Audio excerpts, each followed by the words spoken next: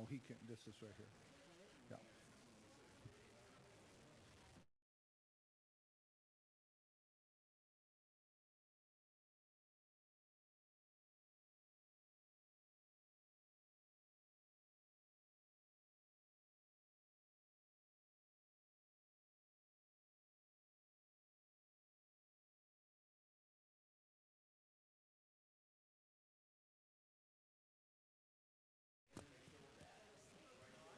Yeah.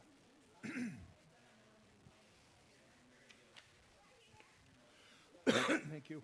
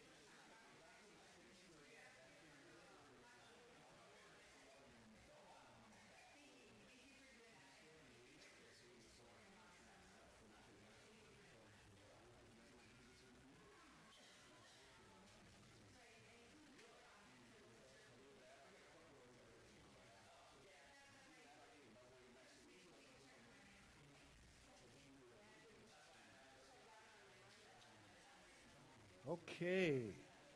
We are going to get rolling. As soon as Todd and Jason finish all the problems of the world. Be careful there. All right, well, this is our last week. And I will say to you, I've saved the worst for last. Just going through this again. So I was sitting and finalizing stuff for tonight while I had drywallers going on one end of the is it not working? Betty, you, I guess maybe turn this up just a hair. Drywallers going, appliances, and all sorts of stuff at this flip house. And here I am sitting in a kitchen with no lights, sitting at a plastic table, trying to piece this together. And let me tell you something. If you come out of this half as confused as I did, you'll be doing great. So, but that's postmodernism in a nutshell. So let's pray, and then we'll get rolling here. What was that? The press is more the reaction. God, thanks for this day.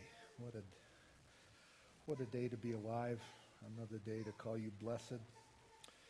Another day to enjoy this life. Even little babies. What blessings. you give us. So give us wisdom together and clarity and insight together as a group.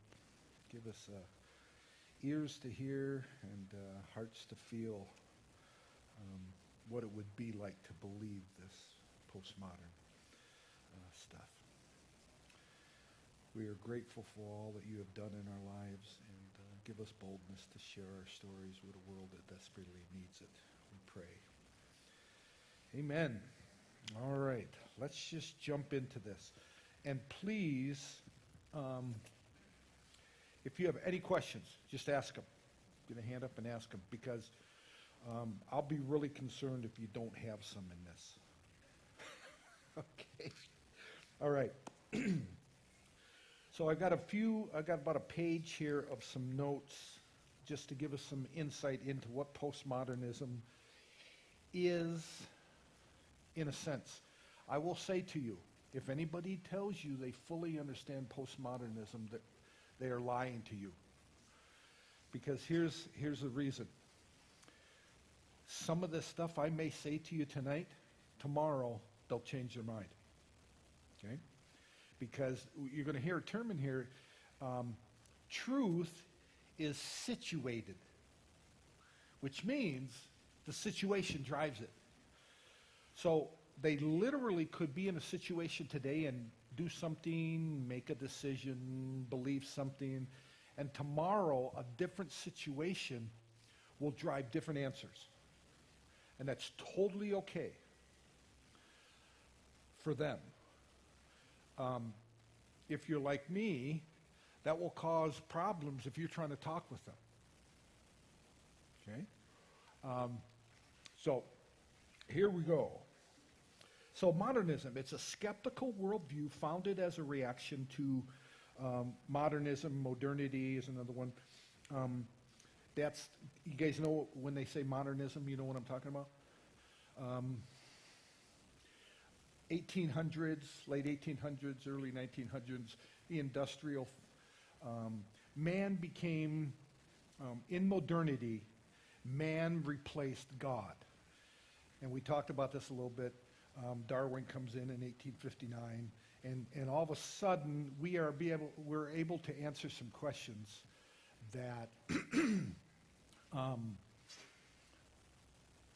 that we used to answer by saying, well, God did this and God did that. Now we don't have to say that anymore. We can say man did that. Humanity did it. So this is the stage where truth and knowledge become a little bit precarious, and people begin to play around with options of, or is there other options for answers to truth questions than the ones we've always had? Okay? So that's kind of what modernity is.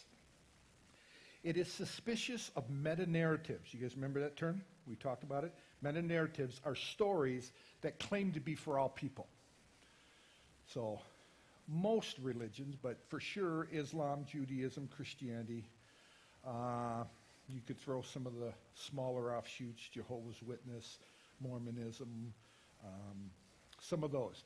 The meta-narratives are a story that basically answer, okay, what's humanity, what's its problems, and how do you deal with it? So it's a meta-narrative is in a sense for all people, places, and times, okay? So they reject that. They're suspicious of them. Because as soon as you say, well, I believe in Christianity, most people take that as, I believe in objective truth. So that right there you're going to see. That very idea makes a meta-narrative suspicious, okay? Because they don't believe in objective truth. It teaches that ultimate reality is inaccessible. This is the idea of, we'll talk about, can we really know reality or truth? They would say no. Not because we can't know it, but it's not really accessible to us. Either it's not accessible or it's not accessible by the means that we tend to try to think we figure out truth. Okay? Knowledge is a social construct. You should, if you haven't, you should begin to think epiphenomenon all over postmodernism. You guys remember that term? The result of. So for a postmodern, throughout this whole thing tonight, you and I are epiphenomenons. We're the result of society. Society creates us the way we are. Okay? And so then the view, as we've talked with a couple others, if I can tweak society, I can tweak you. Okay? Behaviorism. Postmodernism denies all worldviews, namely because they make objective claims on truth and knowledge and or they're a meta-narrative. They're suspicious of science and technology's ability and religion to satisfactorily answer life's ultimate questions. Okay? In fact, I used to teach with some postmoderns, and we'll talk about actually a Christian movement. I don't hear near as much now about it. The Emergent Church, have you guys ever heard that term? Very popular in mid to late 2000s. It was basically young, do they still use the term preppy? It was young theologians who embraced suspicion, but they called it mystery. And they just embraced, nobody can really know for sure. And so all sorts of, you guys remember the book The Shack? Written by someone that came out of the Emergent movement. And I remember when that first came out, and maybe I'm stepping on some toes here, but that's okay. My church that we were going to at the time started using it as a women's Bible study. I was like, are you kidding me? God is an angry black woman? Have any of you read the book? What's that? Oh, do they? I haven't seen it. But they had all sorts of imagery in it, and none of them were, well, I should say none of them. They were always a twisted version of what was in Scripture. But postmodernism allows you to do that, and that becomes the famous phrase, that's my truth. You have yours, I have mine. Okay? It's okay if they're different. This is really important. If you're ever going to have conversation and you come across this, you know you're going to be talking to somebody that is influenced by postmodernism. Arguments do not need to be refuted, only situated. So there's really nothing that we have to argue over. Was Jesus fully God and fully man? Well, it really doesn't matter, because he was here to just live a life of an example for us. Right? Okay, please, none of you say yes. Okay? But that's postmodernism. And we're not going to sit around and debate that. That's why these conversations, specifically if you have one with someone that's a little postmodern, and as soon as I say it, you can't even get your hands on what it is. You can't define it, okay? So we're going to talk about this. Language is the biggest problem for us. Language is the one that causes all our problems. And you can see it. I can't even describe to you postmodernism. So we shouldn't even try. Okay? That's a postmodern field there. Okay? That's why it's frustrating if you're going to sit and talk with them, because they're probably not going to argue with you, other than neither one of us can really know truth. They may argue that one. Excuse me. And it says, this means that it is impossible to see any issue objectively because we are limited by our experiences in the world. Now that's written specifically that way, because experiences are going to be your number one way of how to know stuff. Atheists, even though these fall in that area, atheists typically go to the scientific method to find truth, what's real. Not postmoderns. That's suspect. Because, see, it's objective truth, and if I do a scientific method long enough and make my hypothesis, then I'm going to try to lay that over on you, like gravity. How many of you believe gravity is a fact? No? Nobody? Do you believe gravity is a fact? Oh, really? No, it's not. It's a theory. See, do you know why it's a theory? Because no, more than that. I can't test it in all situations yet, because the future hasn't happened yet. It's crazy, okay? So, now, 7 assumptions. Any questions on any of that? Make sure you ask. 7 assumptions on which postmodernism rests. The first one is rejecting the idea that universal truth can be known. So if I reject that, then it makes sense, it's logical, that I don't believe in meta-narratives, okay? We only know our experience. Package that away. Experience, experience, experience. We're going to come back. Rejects reason that applies everywhere at all times. We reject that. Reject that we can be objective in our knowledge. Had a discussion. I found out I had a new drywaller show up today. And he beat me to the house, and I walked in, and he says, "We've reffed together." I said, "Yeah, now I know who you are." I said, "I kind of recognize your name, but I got his name from another buddy of mine who's a home inspector, who Curtis and I reffed together for 20 years. So it kind of makes sense. When Brian and I and Curtis and all of us, when we referee, we go into it believing that I can be objective about the game. And you know what? If you don't believe us, then not too bad. Most referees are objective. I could care less who wins. I could care less who falls down. I could care less how many fouls I call. I could care. You know what we want to do? We want this game to go as smooth and clean and fast as we can so we can go to the restaurant. Postmodernism does not believe that you can truly be objective. You know, how many of you had cake?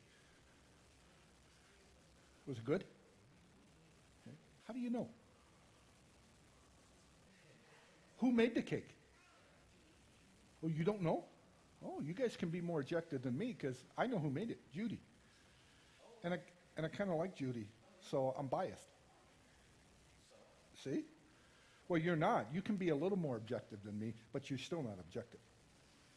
Because there's something tied to you because you're part of Bridgewood, see? And if I just told you now that somebody from Bridgewood made it, see, you're biased. That's how particular postmodernism gets. Okay? So you're almost at a loss before you start. 4, they reject the meta-narratives we talked. They reject the idea of God. Okay, and I do that in the quotes because it could be big God, little g, gods, whatever you want to say, whatever you come from.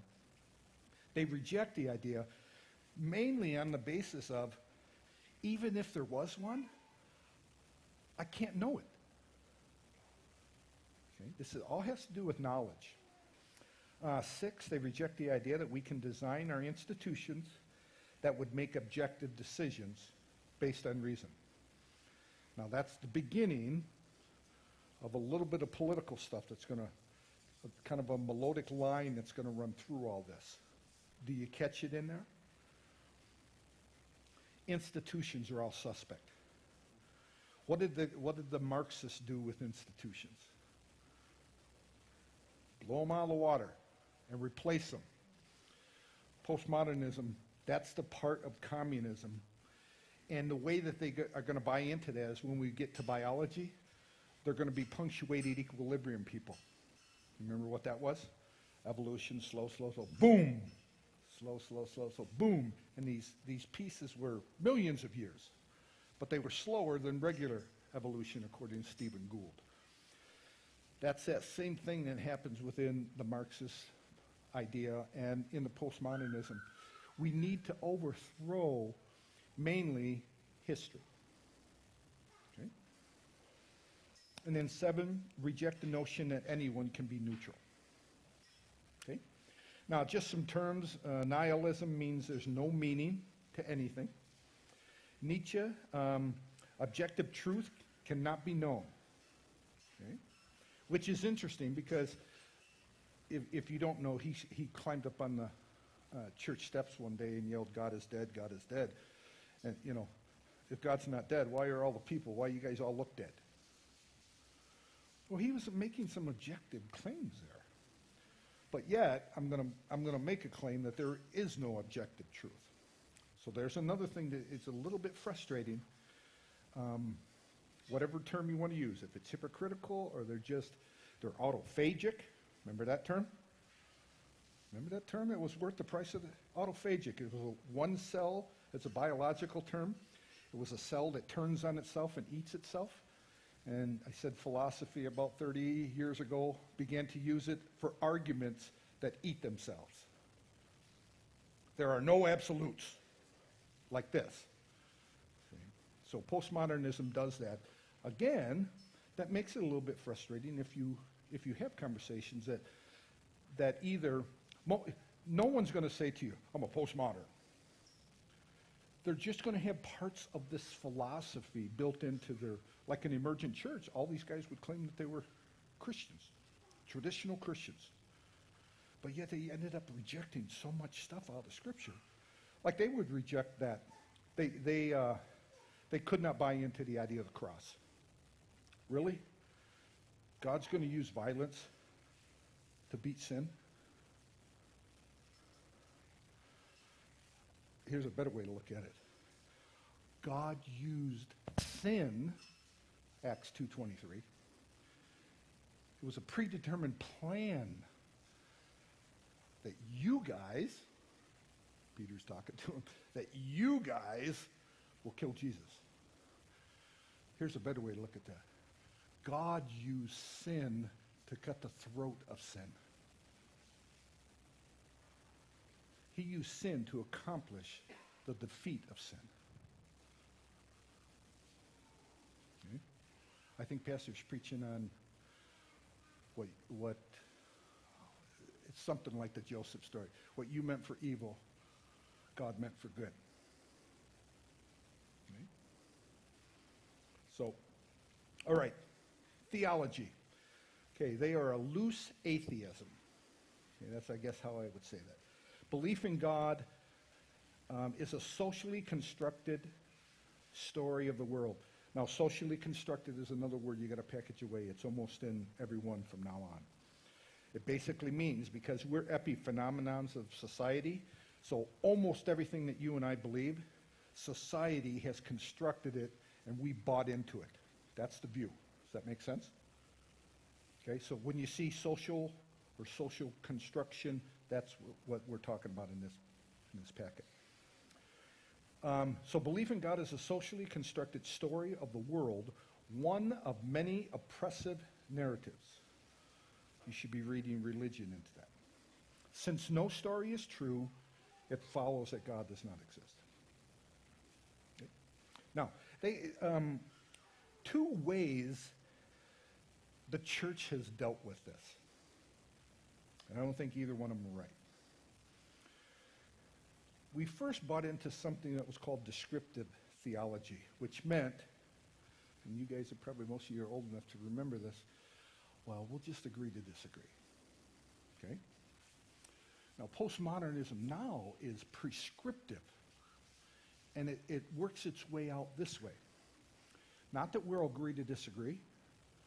See, there's no point in even arguing or refuting, right? So now we're just going to be pluralistic. So everything's accepted. No, because they don't believe in past, see. They just would say, we just have to do, it's more than agree to do. Okay, the old tolerance, when I was a kid, my son asked me this question yesterday. Did you really have an earring in college? Yeah, I had it for a few days. I lost a bet.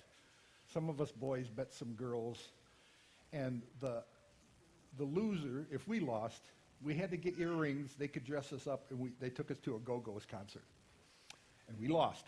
So they used the ice and the potato, and okay, I had it for a weekend. But it was a weekend that I went home.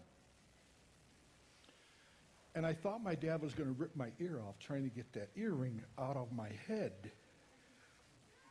he was not tolerant of it. Tolerant back then meant, I disagree with it, but you can have it. And my dad didn't even do that. That's the old tolerance. The new tolerance says, not everything's equal. Okay? It's a little different than all paths go to the same spot. It's just that it doesn't matter what you believe. You can believe what you want. And I'm not going to talk about agreeing or disagree with it. I just let you exist. Now, you're supposed to do that back to me. But I will tell you, in my experience, those that scream tolerance and pluralism the loudest are the most intolerant people I've ever met. So it's autophagic again. They will be I have to be tolerant of you, but you don't have to be tolerant of me. That's the way tolerance works out many times, especially if you guys are in power and I'm not. You guys will call the shots on tolerance. Okay? So that's the new tolerance, is this pluralism. It's not that we have to agree to disagree. It's just hands off. Okay? Now, we're going to have hands off on everything? Yes, just wait till we get to some other stuff. Okay, philosophy. They are anti-realism. Now, they're not anti-stuff. Okay, remember what I'm talking about? Or Hindus, Buddhists, spiritualists. They do believe in this stuff. But the realism has to do with reality. So it says they reject the correspondence theory of truth. So, do you guys know what that is? Truth is the way things are. Okay, so I'll go here to James. Do I have my hand on James? Are you sure? Okay. So all of you that are shaking your head and saying yes, you guys believe in the correspondence theory of truth. Because what you're saying corresponds to what you can see at this point. Now, if I went, can you guys all hear that? Now it involves hearing. Okay? So seeing and hearing.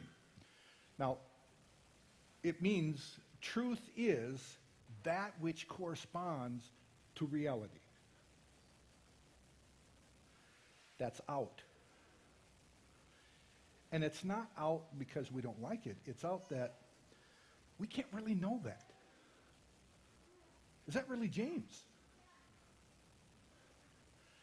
Because we're going to see there's no humanness. You have no essence. You have no nature. You have no soul. So I may believe I was touching something over there, but I can't possibly know what it is. So therefore, because I can't possibly know what it is and describe it to you in language, it can't fit the correspondence theory of truth. That's why I said language is going to be our downfall. Because what they will say is, my description of this chair, at best, is going to be flawed. No, I believe that. Because I can look at it and tell you a lot of stuff. Colors, blacks, it's got a hook, da-da-da. I can't tell you what's inside here. I can't tell you what's on the end of that screw. At best, it's a guess, right? Now, we do believe that with some knowledge. I don't have all knowledge. Not because I'm dumb, but I might not have access to some knowledge. That's fine. But most of us believe we do have some access to some truth. There is no access. It's all inaccessible in terms of truth and knowledge for the postmodern theory. So what is it, like multidimensional stuff? Like how do we know, obviously a chair doesn't exist, let alone who's sitting here, so therefore I can be somewhere else. The question is, how can we really know anything that How does it even really exist? None of this might even really exist. It's just what my brain's telling me I'm seeing, touching. Mhm. What do you guys do, Well, I think this is how it plays out with most people who are of this persuasion. they'll use it till it benefits them. This is my experience, and I think the way this philosophy is written, we'll see some of their main authors. It's almost a way out for me not to be accountable to certain things. Because I can pull that, well, I don't have knowledge of that. I can pull that out anytime it benefits me. But if truth at any given time that I may want to try to impress on you about the reality of chair, if it benefits me, then I'll do it. But I won't give you that same option to do it back to me, especially if it's in an area like God. Well, either I don't believe you have access to that, or it doesn't matter. Even if he does exist, we can't know it. See, so it's part of that. It's, in my view, it's almost a hypocrisy type feel. It's like 80% of their lives have to not be there. How can you possibly know that? I absolutely understand that. I understand that.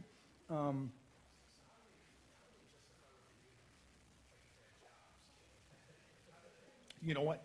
That is a great, both of those are great, and they're going to get answered here.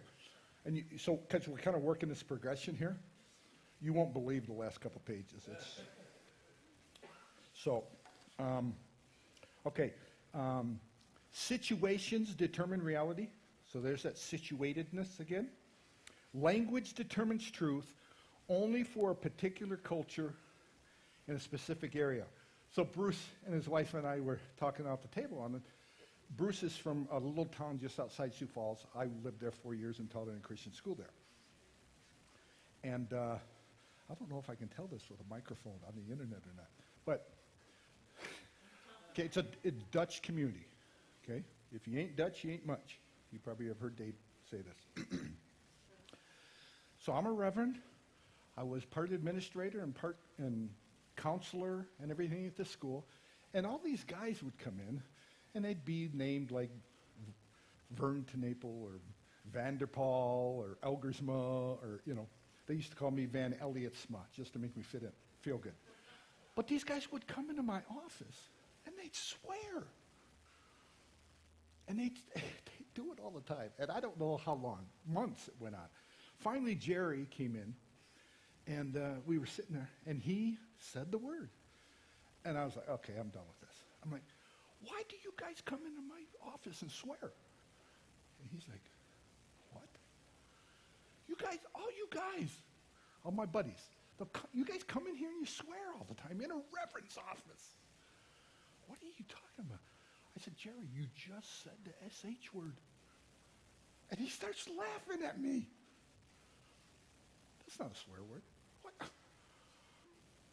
That's just hog poop. I'm like, no, I'm pretty much that's a swear word because every time I said it, the soap went in. Pretty much a swear word in Chicago. Culturally, though, in the Dutch community, that is not a swear word. So there's just a funny example of something that's situated in culture. Okay? Now, here's another one. If you want to be a robber, go to Sioux Falls on a Sunday from 1 to 3. You can go to any Dutch house that you want and steal stuff.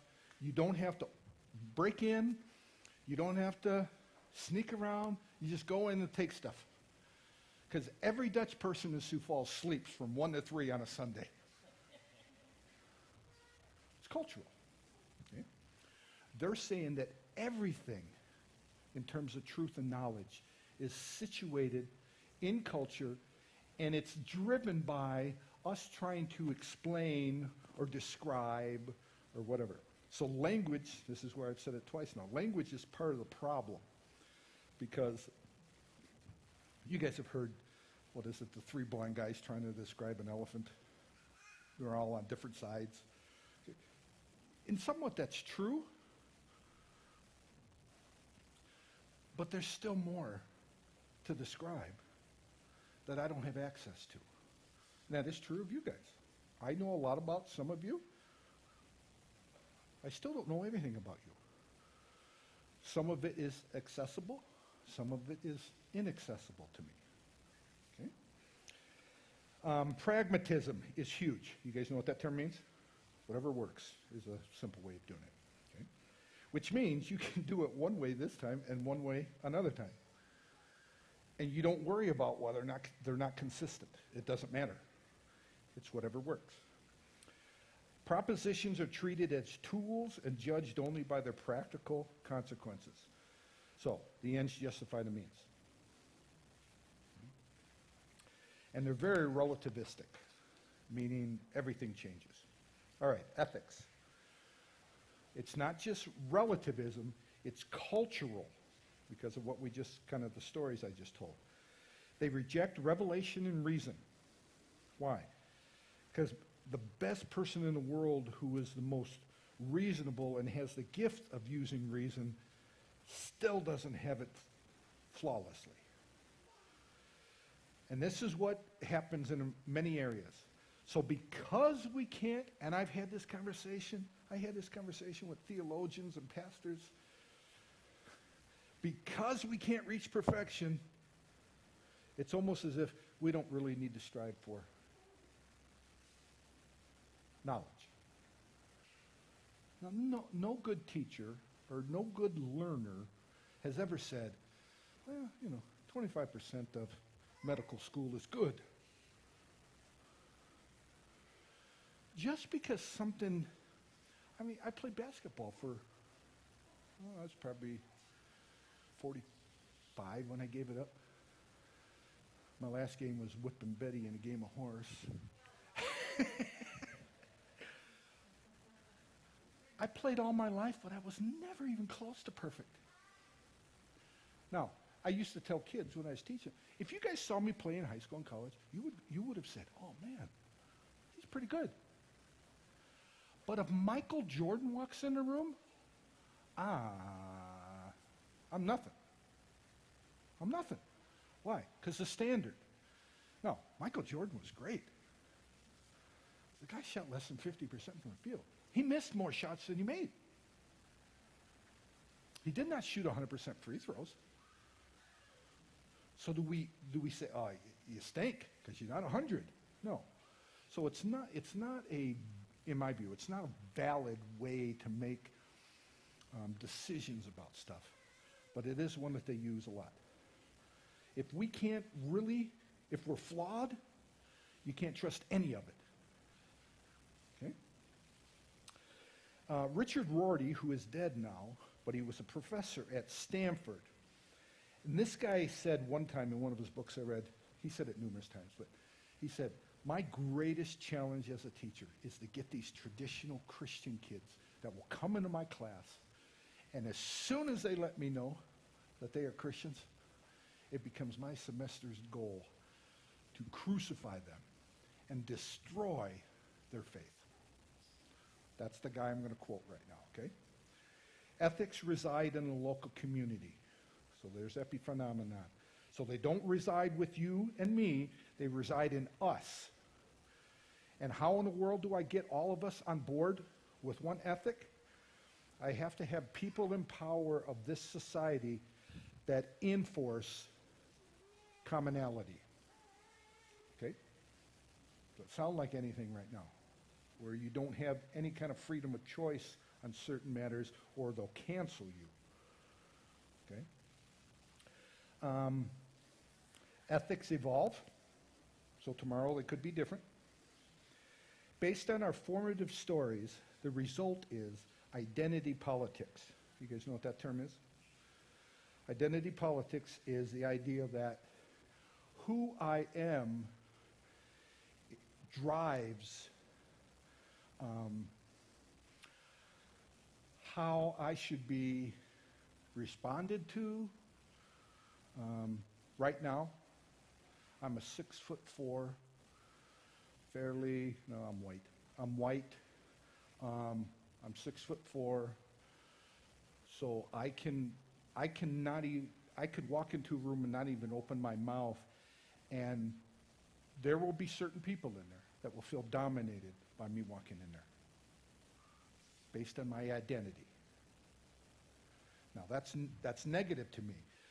We live in a world now that has taken some of this, and we'll get to it, other terms, intersectionalism, things like that, where now because I am on the other side, I'm the one being dominated or oppressed, or I'm a victim, that makes you more important than somebody in a dominant position.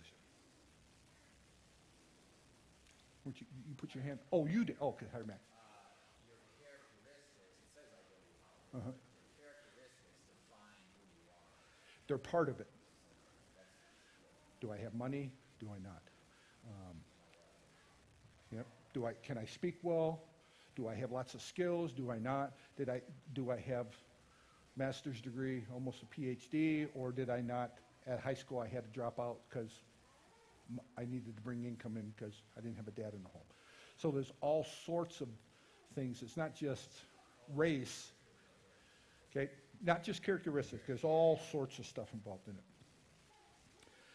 But it's based on the fact that they were wrong or oppressed, okay? Now, intersectionalism now is the next step of identity politics. So, 2, 3, 4, 5, 6, 7. Okay, so we have 7 women in here. According to intersectionality, automatically, they are more trustworthy than the rest of us in here because they're women. Okay? Now, if we were going to do this, and I would just begin to ask questions, and I'd say, has anybody ever hit you?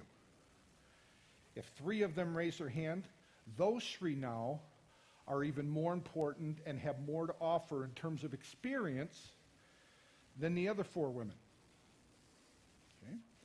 If I said, have any of you ever been abused? And 2 of those 3 that had their hands up that got hit, if 2 of them put their hands up, now they are victims of another sort. So what happens is intersectionalism says this: the more you are a victim of something or are from an oppressed group, the more, I don't want to say important, it looks that way sometimes. The more it's more than that. You guys have more to offer us than I have to offer you.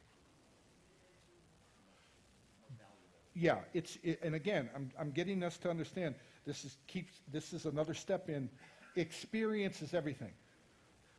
So I can't even imagine.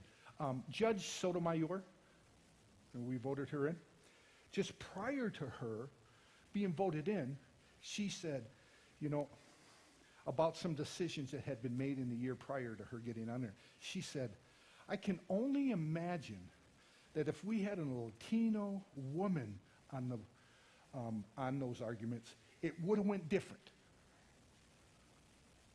Okay, now just understand what she said there. Said nothing about the law, said nothing about integrity of the law. Said all it said was Latino women would have influenced it vastly different. That's not how you want to pick Supreme Court justices. You want any kind of judges, those who know and can interpret and then regulate the law. Exactly. That's why we're so good. Okay? So this is where intersectionalism begins to affect things, because it basically says we should listen to this group, we don't need to listen to any of these.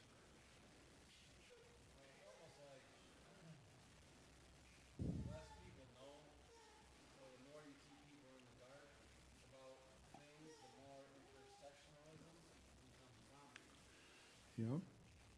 And then I'll go back to the first half of what you said. The more you keep people in the dark, and then fill in the blanks. The more you can, the more I can, and you just keep adding things on to the you can, pass laws, whatever. Okay? That's an important tactic, but that can only be used by those in power. So if you're in power, see, I can't get away with it because I can't enforce it, nor can I influence enough to get on board, either because if you get on board with me, I'll make it worth your while. See, I can manipulate you that way, or I can say, you guys get on board, or you know that new place you moved into? The taxes.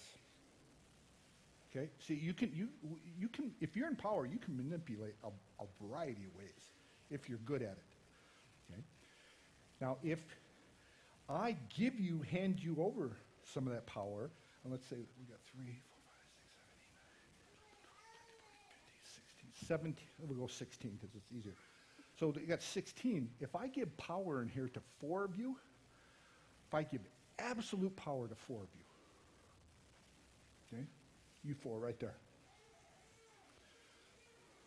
I just opened up a can of worms, especially if you aren't good.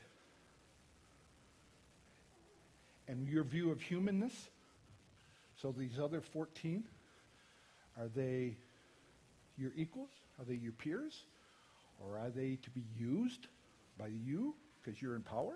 You know, whatever your views and your experience, that will drive how you behave in power.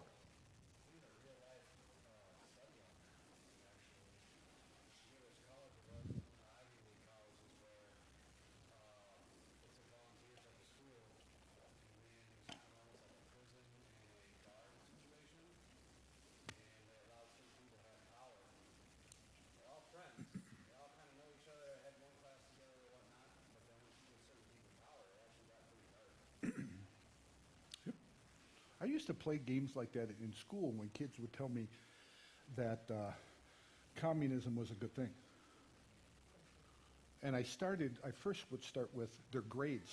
Okay, how many of you, and many, 80% of the people are there because they need the grades. So, 80% of them are probably in the A range. Okay, anybody in the C, D range? Okay.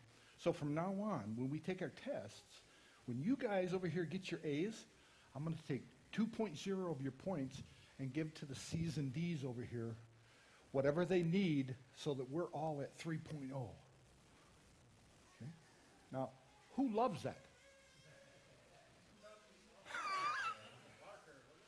What's that? Bell curve. But that's not what communists do. And so all of a sudden you guys would not be happy with, or you guys would be happy because you're going, I don't have to work, I'm going to get a B. You guys are going to go for a little bit. You're going to go, because this is you're A students. You're going to keep working. That's okay. I can just get another A. But if I do that enough times, you're going to go, this is stupid. Why should I work? And that's what happens. When you label a group victims or oppressed and therefore give special privileges, okay? Now again, let's be careful with this, because there are certain groups that I think that in our world we should do that. We should do that with handicapped. That's why we have parking spots and ramps, but we're doing that so that they can enjoy and get around and do some of the same things we do, okay? But as soon as I begin to take, and typically those in power will be the ones that label somebody a victim group, and then they'll empower them against the rest, okay? We're going to come back to that. That's all I want to say about that. Okay, let's look at biology. Punctuated equilibrium. Biology tells us nothing. The belief that entities, now we're getting back to your thing about humanness. The belief that entities, because we're all entities, that's what we are, don't possess essences. Rather, an entity's identity is thought to be the result of social construction. So here we are again back at society. If you haven't figured it out, to be in charge of society for this group is huge. Because that's the only way you can influence and input your philosophy into society is by controlling it. Now, let me say this at this point. Most people aren't 100% postmodern. What they do is they grab the little part of postmodern that they like and they pull it into their whatever they are. They could be nothing and just steal some of it. The stuff, pragmatism, the stuff that works, I'm going to grab it. They reject that we have any essence such as humanness. Evolution did not set out to produce. See, to produce something intentionally would seem to say we got to have somebody in charge of this. So evolution never set out to make anything. All right, so let's talk about the humanist, psychology. Socially constructed selves. So again, society. Humans are social constructions without a singular identity, essence, or soul. Okay, that makes sense. There's no God that created you with one. You're not made in anybody's image. You're a product of random chance, natural selection. The truly healthy person resists society's attempts to define him and rejects any attempt to diagnose him as insane merely for refusing to follow along. Now this is where stuff starts flying here and you're going to go, did you just make this stuff up based on 2021? Okay? There is no, because of this then, there is no normal or abnormal. There's no standard. There's no Michael Jordan that we are going to judge you by. There's nothingness. There's no boundaries, and everything's fluid. Okay? Now, that's individuals. Let's look at how groups work. Sociology, sexual egalitarianism. Humans are nothing more than the sum total of economic, legal, and personal relationships developed in a given society. So again, you are situated. From this view, you are situated. So you two are what we used to call yuppies, preppies. You work in an office. You did before COVID. You know, do you wear a tie? Okay. You guys are sitting at computers and at desks, and you're in meetings, and you're working nice together, even though some of you might swear, you know, because they're Dutch. And then, I wonder if Dave's watching this. But you guys you look like your society. You look like your work group. You know? What do you do? Signal technician. Work on stop signs. Oh. Do you have a hard time getting started sometimes? Okay. Now, I know all you signal guys tell jokes and you laugh at them, but you won't laugh at mine, huh? It wasn't funny? Okay. What do you do? Oh, yeah, you're one of those. Oh, yeah, you're retired. You got lots of time. You just read books and listen to new music and send it to people for them to listen to. I'm like, I'm working. Okay. You got me pegged. I got you pegged. You're a painter. Okay. And you're in marketing. Does he fix stuff at the house like colors, and if stuff isn't situated right, does he do all that stuff? See, I'm just making. Oh, okay. You're not creative. Okay. But see, we can do that with each other. Okay. Now, I'm a little more difficult because I'm in house construction now. I do concrete. I've got a counseling office. I pastored. I taught private education. Played basketball. So I'm a hard one to put in a peg. But most of us, and me included, if you grilled me long enough, you could set me in a society within our larger society. Okay? That society is dictating me. Now, I'm different here. I was different here Sunday morning than I am here. And I'm way different here than I was at the construction site today. Okay? I still wasn't swearing like the Dutch. But I I play different roles. So I have a bunch of little different societies that affect me. And they affect me at any given moment. Now, do I have the ability, and do I believe I have the ability, to go against that society at any moment? Yes. With very little, I mean, no one, you know, the drywallers there aren't going to, big deal, the guy's an idiot, that's okay. That's about the worst it's going to get. But if I step onto the political scene and say some things, now I've set myself in a part of society that I better be ready for pushback.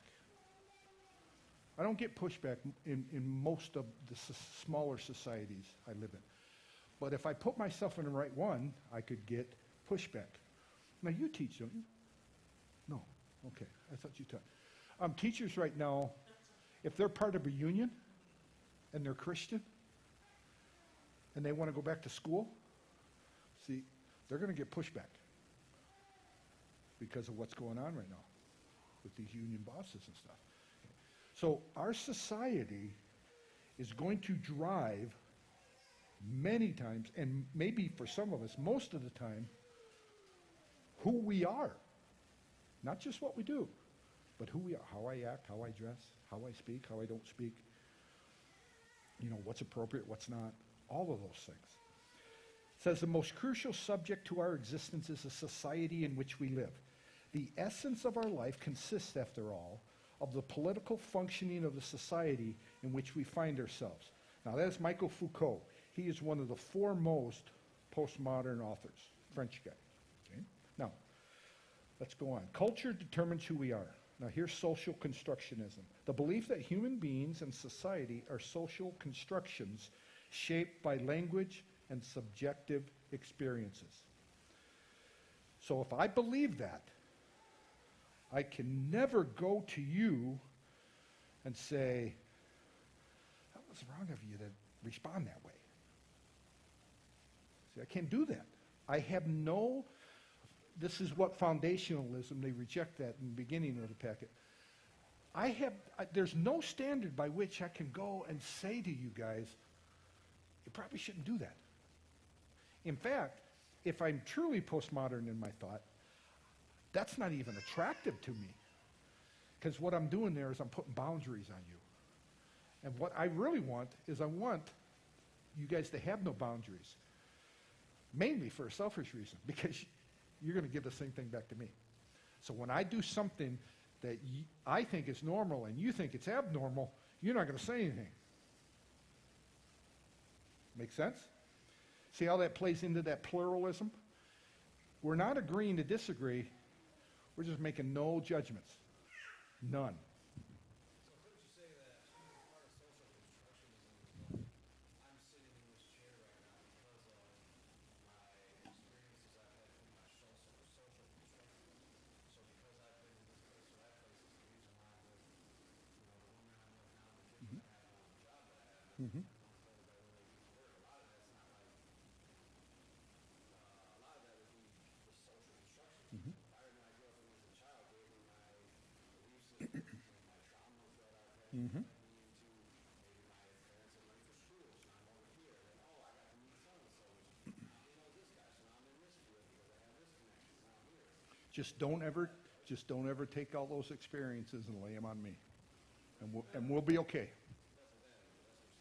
Well, first of all, it's saying exactly what you said. All of those things have formed who you are. Society has done that. But that's for you. That's not for Jason. Or it doesn't have to be. Okay. Should we all pay taxes? Okay. Should we all drive a speed limit? So I'm going to make a confession here. The more and more of you guys that I come to know. So I passed a gal today. Oh man. I was meant to drive fast when Betty's not in the car. And I grew up, I raced cars, I raced motorcycles. We raced, literally, in race arenas and stuff. So I grew up doing that. To go on a road is so boring. But this is the stress I'm feeling now. Do they know me? I'm getting to the point where I'm going to start pulling the signs off my truck. Okay, you see how society is doing that to me. So this society stinks because it's making me feel guilty about being who I am. And if you're judging me too, that's your problem. I'm free.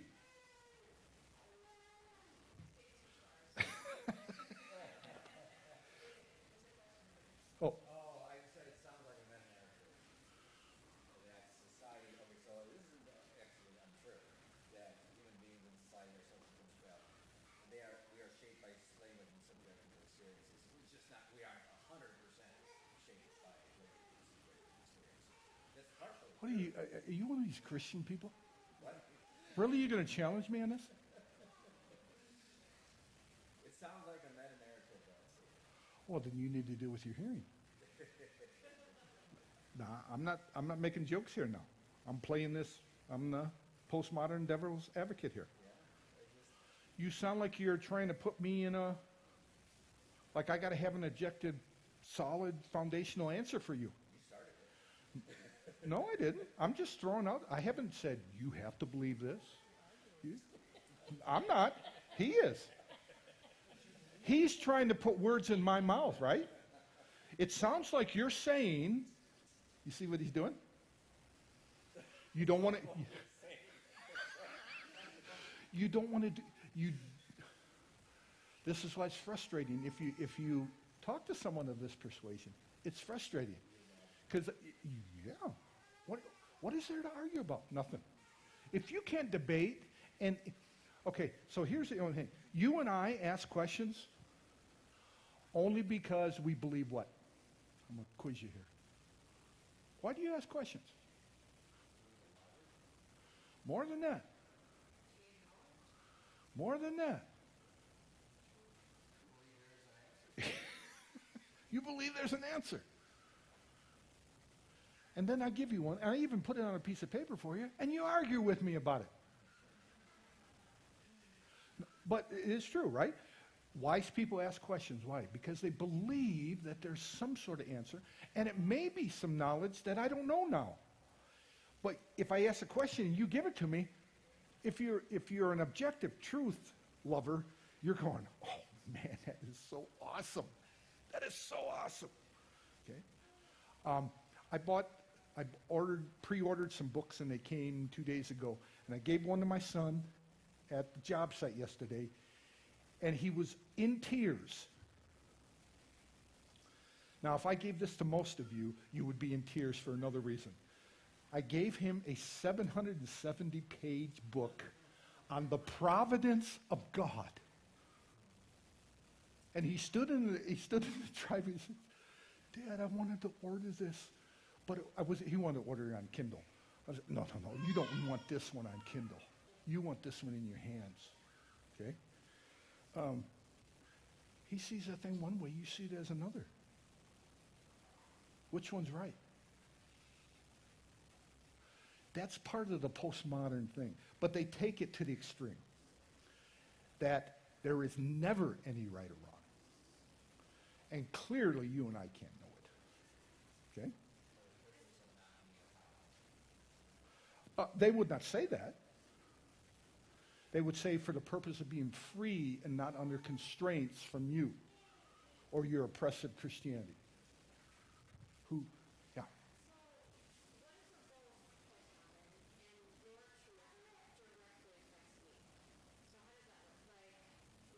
Who's in power? Okay.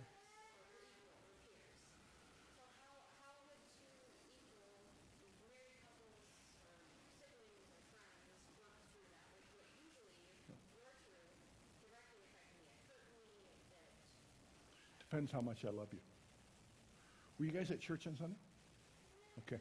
I stood up here. I think I did it both. Did I do it both sermons where I stood up here and I said, here's David Elliott's world? Did I do that? It depends on how much I'm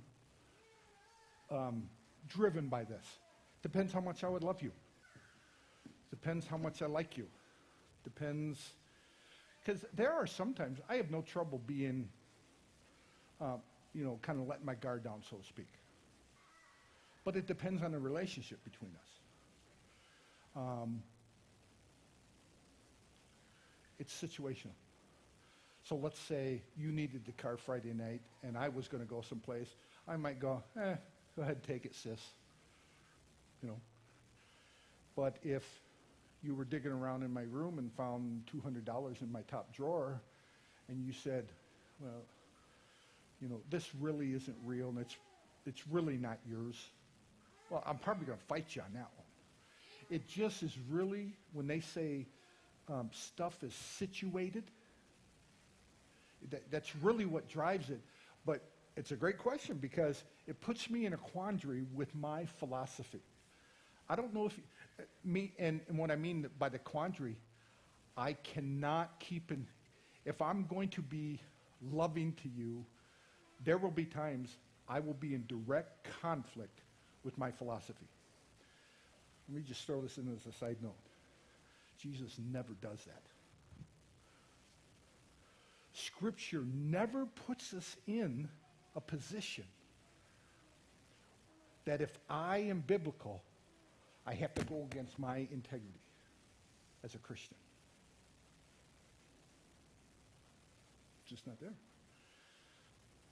It's all covered on. I mean, you guys could all ask of something from me that would be biblical, and if it was going to cost me something, I could just say to you, you know what? Yes, because it all falls into deny myself daily and take up his cross and die and put the interests of others before mine. So I can, in a sense, do what I don't want to do, and I am being exactly who Jesus wants me to be. But you bring up a great scenario there, because there are going to be times that I actually am hypocritical to my own philosophy. In Christianity, I never have to be that. Love is what? I use that. I don't know if they would use it. Yeah. Yeah.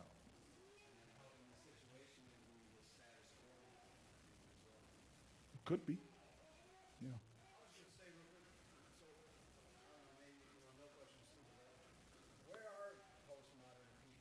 Where are they?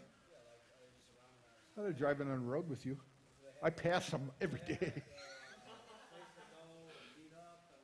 No.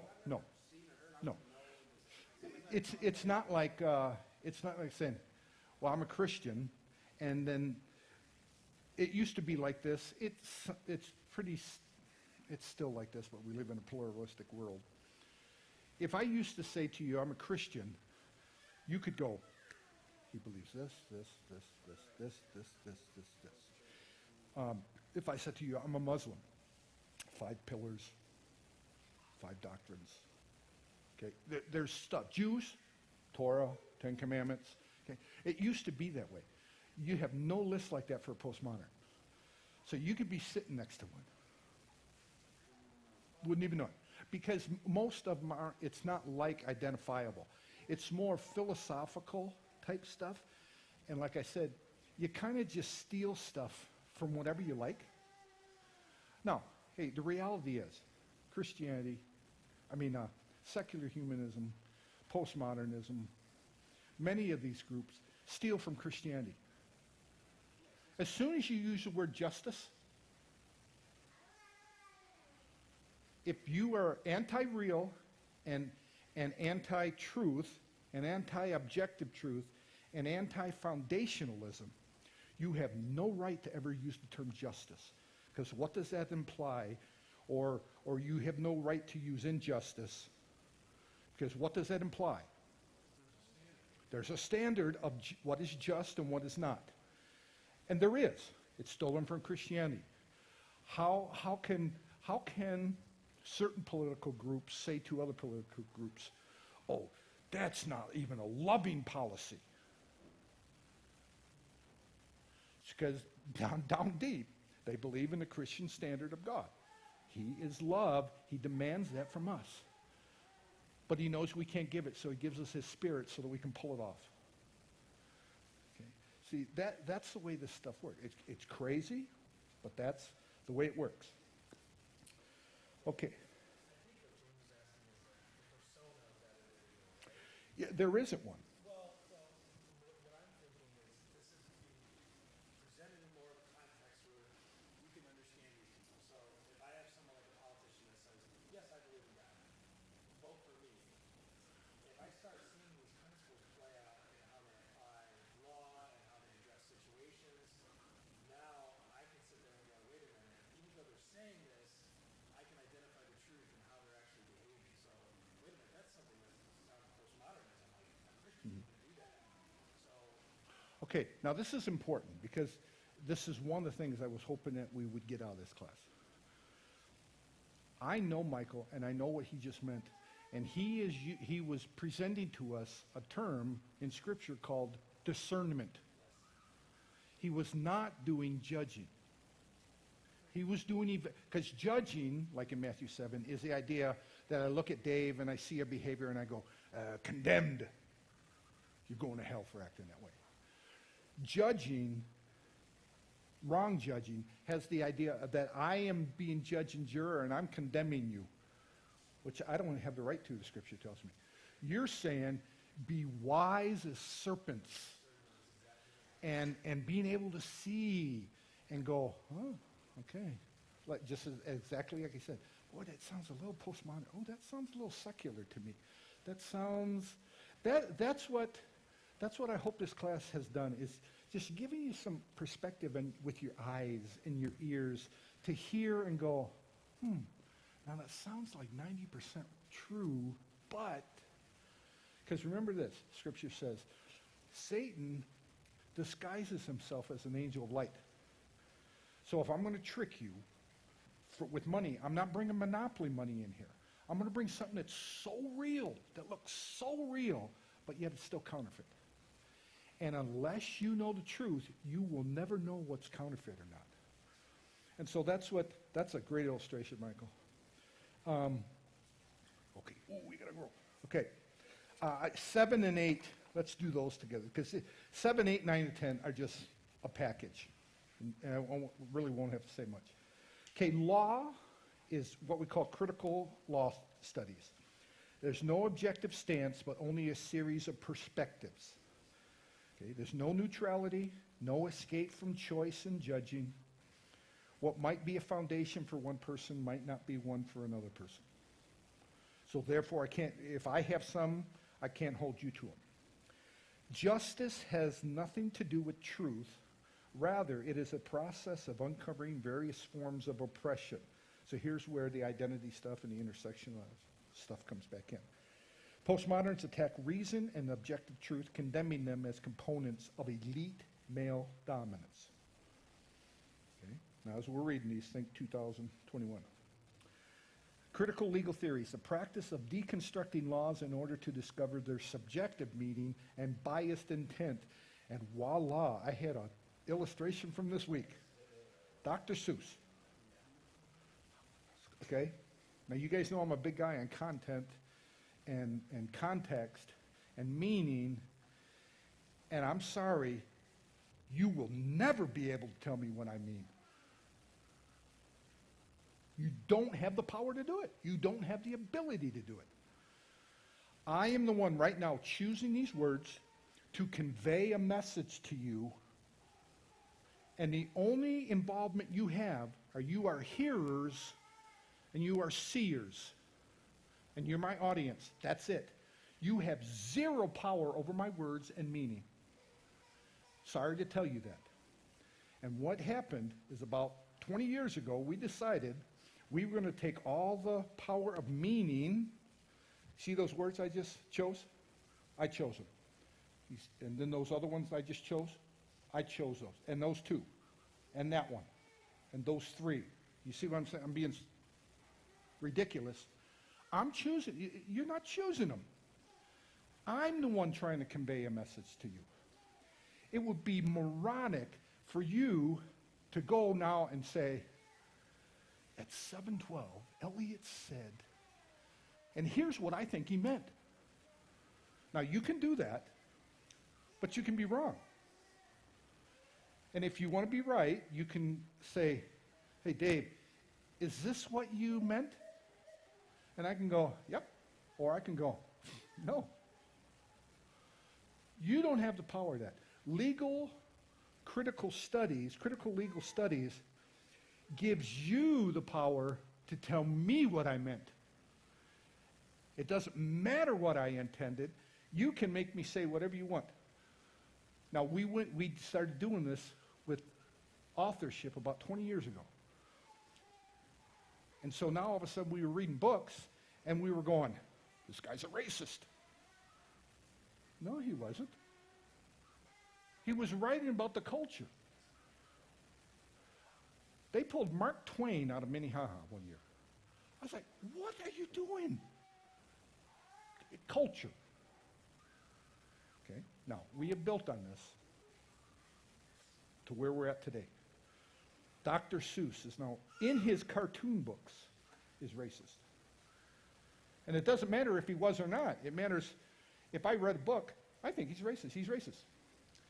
So it's not objective truth, it's subjective. So this is the dangerous part of this. I now, in 2021, I have the power to make you say whatever I want to make you say. Now, I don't know if that's sunk in yet and you know how dangerous that is. That's where we're at. Doesn't matter what any of us meant. So you better hope that I like you. Because I can take your job away just by one accusation.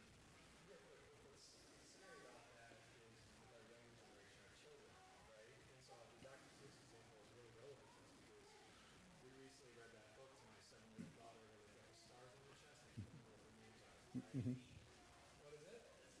The speeches. And the speeches, the prominent ones have the stars, the others don't have the stars.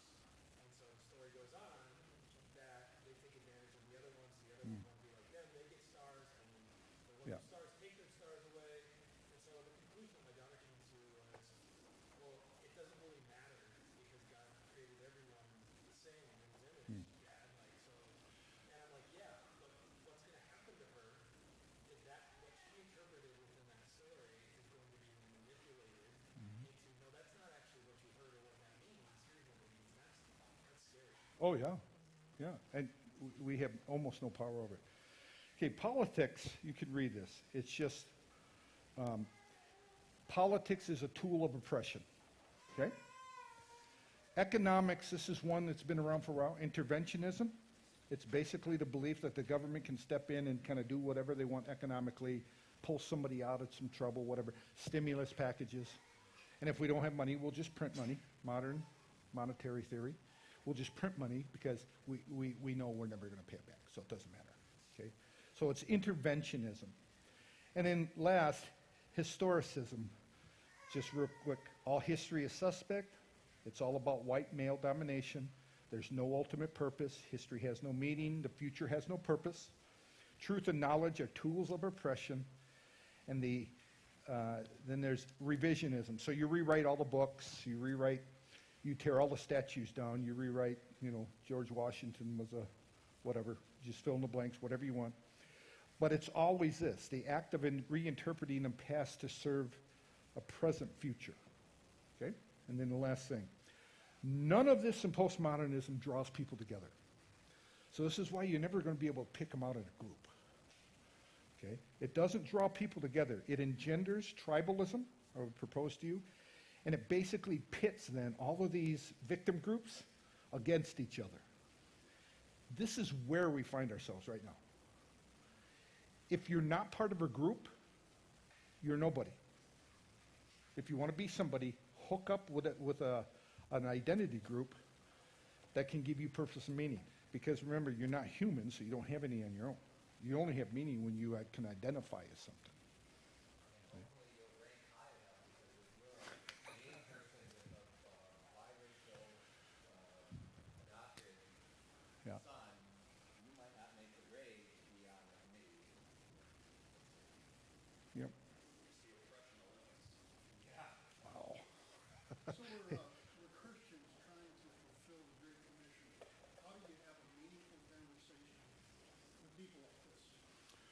How do you